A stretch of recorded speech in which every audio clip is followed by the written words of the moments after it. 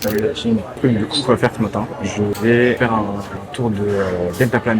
Là, je suis posé dans un petit café pour prendre un petit déj et j'ai rendez-vous à 10h, dans un peu plus d'une heure maintenant. Ah oui, cet après-midi, j'ai un rendez-vous avec un guide de la favela de Rocinha pour faire un tour de la favela. On va voir comment ça se passait ça aussi. Et le carnaval commence jeudi, il me semble, jeudi ou vendredi. Je vais essayer de voir si je peux filmer aussi là-bas. Donc, on va voir. Hein. Je vais y aller en moto-taxi parce que c'est un peu moins cher. Et voilà. Hein. Tá bom? Que me vinga da mandinga, figa de Guiné. Mas o de fé do meu axé não vou dizer quem é. Que me vinga da mandinga, figa de Guiné. Mas o de fé do meu axé não vou dizer quem é. Que me vinga da mandinga. A Luna tá gritando, filho. É? Tudo. Assim, ó. 12 merréis, pega um suco de laranja daquele boladão furão. Toma até pedra.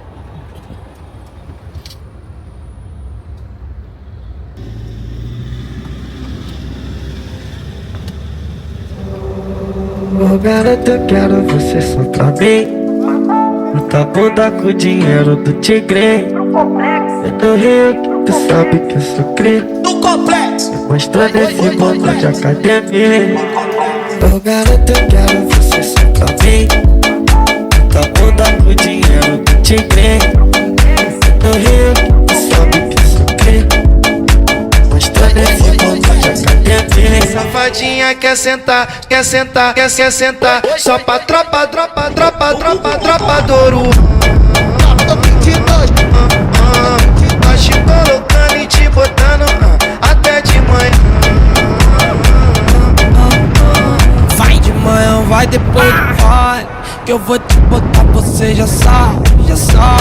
Não vou perdoar, pensa sensualizando. Que eu vou te pagar alto. O tiquinho tá lucrando e ela desce no palco. Deixa lá, não corre. Mas é do bonde que só maceta. E tu é do bonde que a fuga é certa. O bebê só fica comigo aqui até de manhã. Que nós é do bonde que só maceta. E tu é do bonde que a fuga é certa. Mas sentando desse jeito eu irei teu fã. Ô garota, eu quero você só pra mim. Tá bunda com dinheiro que te ganhei. No Rio, sabe que sou crente. Mostrando esse botão de academia. Safadinha quer sentar, quer sentar, quer sentar. Só pra tropa do ouro. C'était incroyable.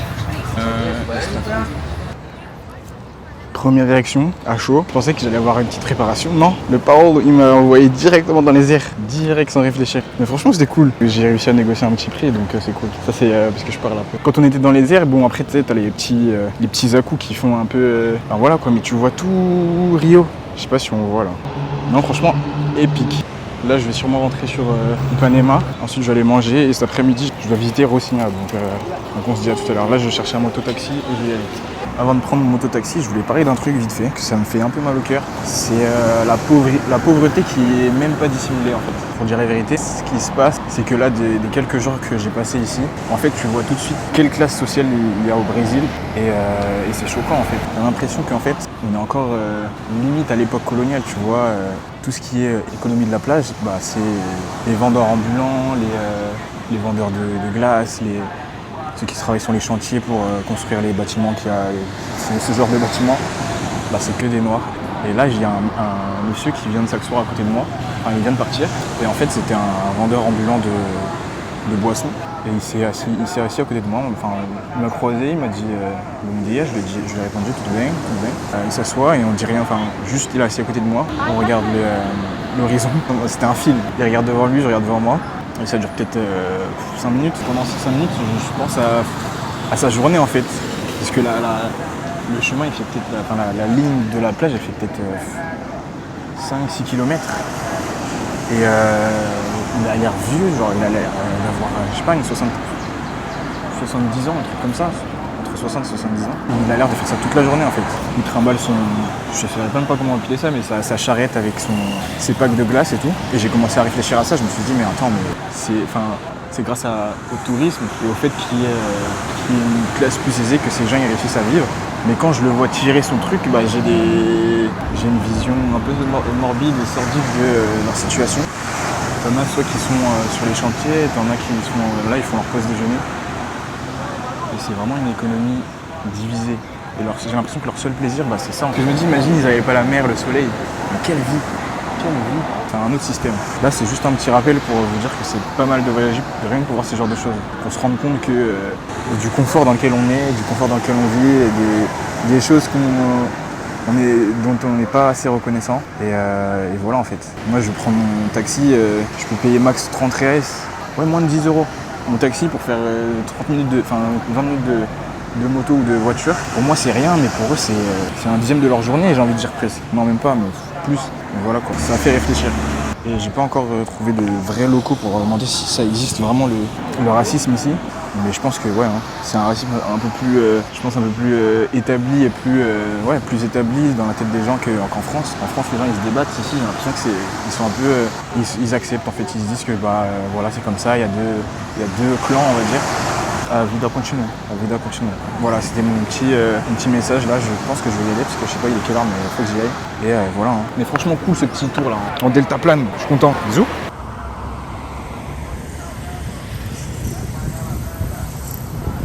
Bon, je dis que c'est safe, mais dans une certaine mesure. C'est-à-dire qu'il faut pas faire n'importe quoi, faut essayer de se fondre dans la masse. Et il y a un truc dont je suis assez fier, c'est d'avoir pensé à prendre pas une sacoche ni un sac. Enfin, en sac, j'ai pris un truc comme ça, tu sais, les sacs à cordes comme ça, là. Le mot sac originel. Et il y a autre chose, j'ai acheté ça. Je sais pas si on voit bien. En gros, c'est une ceinture de course. Et là, elle est à l'envers. Mais en gros, je la prends tous les jours avec moi. Et il y a une petite ouverture ici où je cale toutes mes affaires. En général, je mets la caméra là-dedans. Ça rentre parfaitement. Mes clés, mon petit micro là que je mets des fois. Mon portefeuille, je le mets à l'arrière. En fait, j'ai tout sur moi, sur mes hanches. Dès que je fais un truc, il y a tout qui est ici. Et près de moi, ça se voit pas. Mon portable, en général, je le mets soit dans mes poches. Et du coup, je le mets dans mes poches. Ou enfin, je fais toujours gaffe quoi. Ou sinon, il est dans mon sac en tissu. Et voilà. Das águas da Noruega, minha maceta, minha maceta, minha maceta, minha maceta. Meu nome é Princesa, sobrinho. In this place, in the end, about this beach is very famous because have paragliding, you know? So it's a very famous.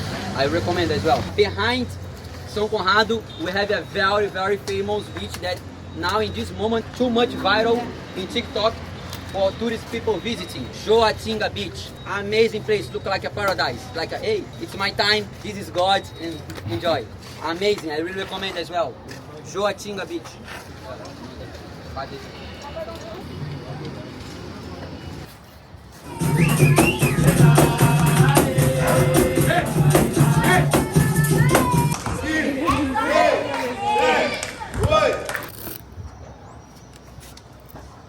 Can you zoom with this one? Yeah. That's crazy. It's really practical. Guys, do you think that of course, probably you feel that in some place you will die because for the first time you saw my group saw so many guns. But guys, do you think that someone will try to steal you? No guys, this thing don't happen here. No one is stealing here. So please, if you can, share, okay? I hope that you enjoy. Thank you so much. Thank you. Now, it's possible to take photos, videos. Bon, après une journée comme celle-là, je me suis senti obligé de me poser pour écrire tout ce que j'avais vu. Car j'ai vraiment pas pu tout filmer, vous avez dû voir peut-être 10% de ce que j'ai vu. Mais bon, restez bien jusqu'à la fin, parce que je vais quand même vous donner mon ressenti. Voyager les amis, faut voyager, faut voir autre chose, je vous promets, faut voir autre chose. C'est incroyable. Putain, mais c'est incroyable ce que je viens de voir. Il y a un tel niveau d'organisation, ça m'a choqué. En fait, c'est ça la vraie vie. Copacabana, Ipanema, mais quand je suis revenu en taxi moto là de là-bas, j'étais là mais en fait c'est là-bas le Brésil. Là c'est que les cartes postales, c'est beau, mais c'est pas ça la vraie vie. La vraie vie, j'ai été la voir là-bas. Et ce qui est dommage, c'est que t'as l'impression d'être un peu comme dans un manège. Genre t'es là, t'avances dans les rues en file indienne et tu regardes les gens ils te regardent. Et c'est tellement lunaire et déconnecté de tout ce que tu connais. Chaque scène de vie, chaque moment passé dans la favela, t'es là mais tu te dis mais attends mais où on est là? Où on est? Et après t'es là sur Ipanema, Copacabana mais tu te dis mais les gens ils font semblant ou C'est dommage parce que j'ai l'impression qu'il y a pas, c'est pas tous ceux qui y vont, tous les touristes qui se rendent compte de ce que c'est en fait. Genre là, t'as des gens qui vivent en communauté et que il y a tout qui est fait. Ils ont créé un système en fait. C'est un système, je pense, je l'appellerais système favela. C'est-à-dire que t'as des hiérarchies, t'as une justice. La justice, c'est d'ailleurs, faut que je l'écrive, c'est une vie contre une vie, 1 vs 1. Et ça, qu'est-ce que ça veut dire? Ça veut dire que tu fais du mal à quelqu'un, tu te comportes mal, tu blesses quelqu'un. Bah la règle dans la favela, c'est que tu blesses quelqu'un, on te blesse. Tu masses quelqu'un, on te masse. Il y a pas de discussion, il y a pas le temps. Les règles, elles sont établies, il y a pas de... Et ouais, là-bas, c'est la corruption qui fait que ça fonctionne. Et que c'est un système, comment dire, bien rodé dans le sens où chacun trouve ses intérêts et tout le monde est en paix. Tant que c'est comme ça, il y a pas de problème. Et c'est ça que je trouve incroyable. C'est que dans la vie, on pourra t'enlever tout le matériel, toutes les choses de la vie que tu penses qui ont de l'importance, mais ce qui a le plus important, c'est l'entraide, c'est la communauté, c'est le fait d'avoir une safe place, que ce soit juste et équitable pour tout le monde. Et là-bas, c'est vraiment ça. J'ai pris une bonne claque parce que je vais pas dire que j'ai vécu dans la pire cité de France, mais j'ai vécu dans des quartiers. Moi, j'ai grandi à Aubervilliers et c'est pas comme ça. Les gens ils s'aident, on se connaît tous, mais il y a moyen, si tu laisses ta porte de chez toi ouverte, tu vas plus retrouver ton frigo. Là-bas, il n'y a pas de homeless, il n'y a pas de gens à la rue, c'est pas comme ça. Les gens ils s'aident, tu verras jamais de SDF dans cet endroit. Et bon, c'est pas méga propre, mais franchement pour la disposition et comment c'est foutu, ça m'impressionne en fait. Ça m'impressionne. Tu vois ça de haut, tu te dis mais attends, mais il y a que des bâtiments. Tu rentres, c'est des chemins, t'en as partout. T'as des petites ruelles, tu te dis mais il y a c'est incroyable. C'est incroyable. J'ai vu un truc de ouf. Genre t'as pas idée. Genre même notre guide, il était choqué. Donc on fait notre visite, tout ça. En premier, on est parti on monte en mototaxi, on va tout en haut de la favela. On va dans une association ou un club de capoeira, on suit un cours et là on descend un peu plus bas et on va dans les petites ruelles. Et il nous avait dit, quand je vous dis de pas filmer, vous filmez pas. Il y a pas à discuter, genre vous filmez pas. Il nous l'avait dit genre 3 minutes avant. On passe dans une ruelle, personne. On voit un mec je vois un mec au loin avec une grosse calache, mais tu sais les trucs que tu vois dans GTA, dans Call of Duty. Il est là au loin, en claquette. Il s'avance vers nous. Ils étaient deux, côte à côte. Ta. Il regarde, gauche-droite. Ta. Il avance. On voit quoi? C'est pas fini. Il y en a 3 autres qui arrivent. Alignés. Ta.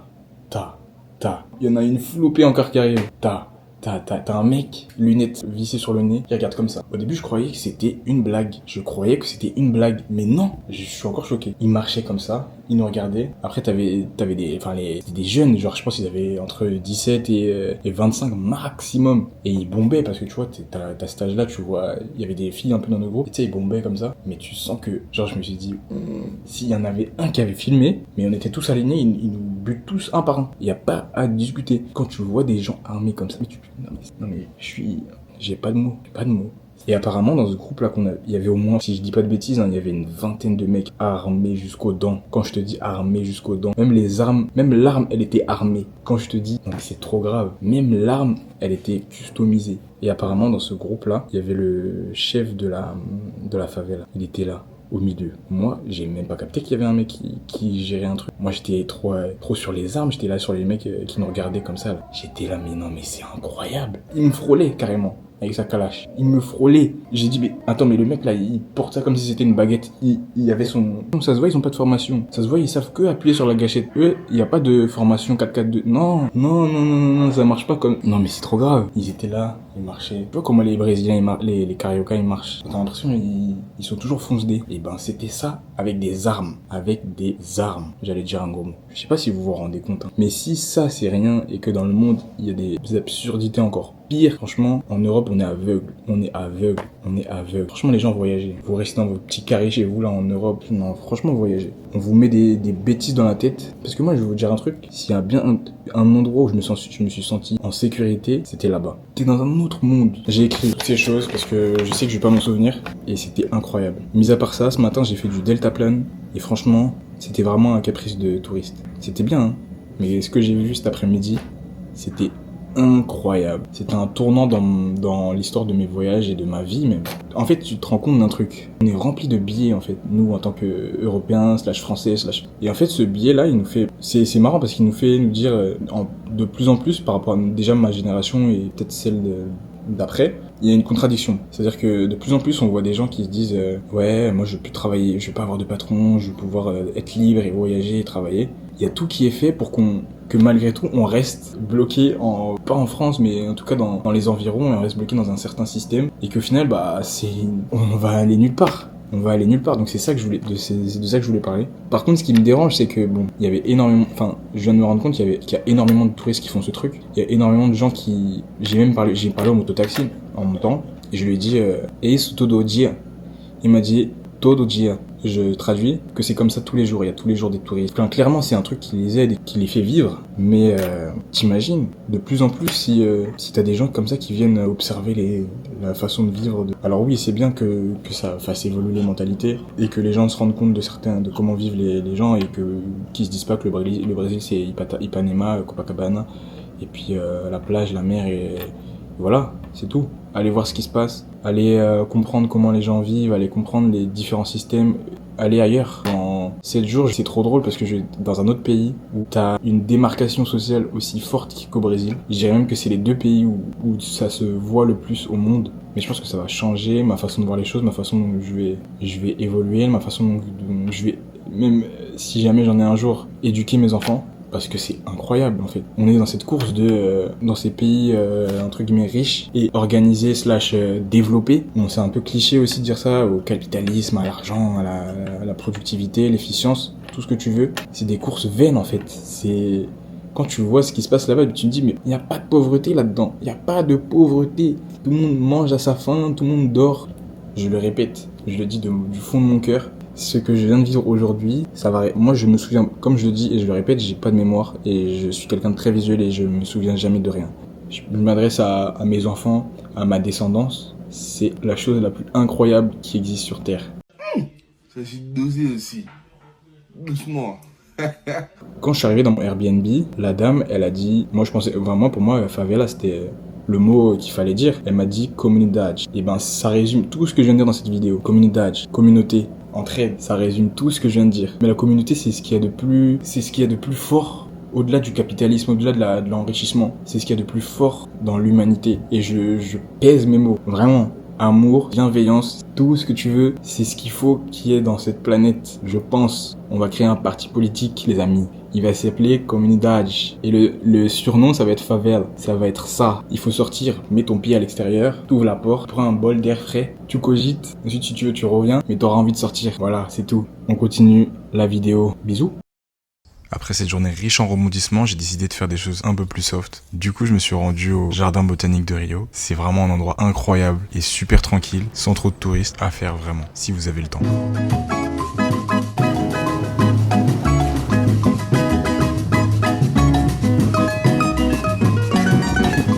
Je l'ai prise parce que je voulais pas ramener une grosse caméra. En vrai, je pense que je vais m'en servir beaucoup, donc c'est cool. Ensuite, avec 2 potes, on s'est rendu au sommet du mont Pain de Sucre. C'était une randonnée d'1h30 et j'avoue, j'ai transpiré, mais vraiment ça en valait la peine parce que les paysages étaient à couper le souffle. Bien sûr, à ne pas faire tout seul, on était avec un guide qui connaissait bien le chemin et qui était équipé pour, et apparemment il fait ça quasiment tous les jours. Me demandez pas comment il fait, j'ai toujours pas compris. O meu samba tem que ser no tom a pedido do meu pai. Salve a Bahia, ioiô, salve a Bahia, ia, ia. Quem não sabe jogar capoeira, birimbau vai lhe ensinar. Fala-me Deus, o Senhor São Bento, buraco velho tem cobra dentro. Fala-me Deus, o Senhor São Bento, buraco velho tem cobra dentro. Et le truc ouf, c'est qu'on arrivait pile au moment du coucher de soleil. Et comment dire, c'était beau, vraiment à faire, je recommande. Capoeira mata samba que balança é bom, samba que balança não cai. Par contre, s'il y a bien un truc dans lequel les Brésiliens sont pas très doués, c'est les séries. Je regarde une telenovelas, c'est archi drôle comment c'est joué. C'est Bollywood, mais version encore plus cassée. Non, en vrai, Bollywood c'est bien, je retire ce que j'ai dit. Mais ça...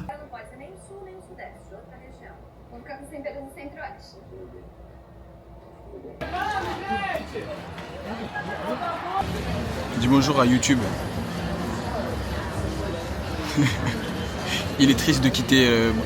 T'es triste de quitter Rio? Un peu. J'étais fatigué surtout. Il a bien profité comme vous pouvez le voir là. Ouais. Ah ouais. Il a emmené une chaise de plage avec lui en plus. Parfait. Philippe do Brasil. Il faut que je trouve un sujet pour si je vais en Afrique du Sud, bah je vais pas faire une vidéo. Oh, je suis allé en Rio puis en Afrique du Sud. Faut que je trouve un truc. S'il y a bien un truc que j'ai retenu de ce voyage, c'est que voyager seul, c'est jamais une mauvaise idée. Prends ton sac à dos, ta valise et fais ce voyage que t'as toujours rêvé de faire. T'imagines tous les endroits qui existent, les choses à voir, les choses à manger, ce serait trop dommage. Et comme je le dis souvent, les souvenirs c'est la plus belle des richesses.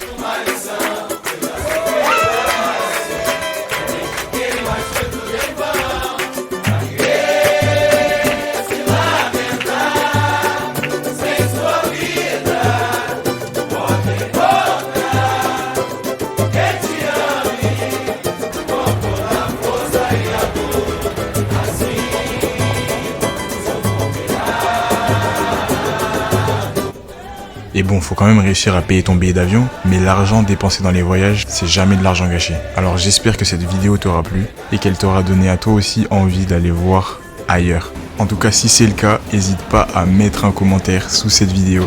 Et surtout, abonne-toi, parce que j'ai pas fini de créer des choses et j'ai encore plein de trucs à montrer. Bisous!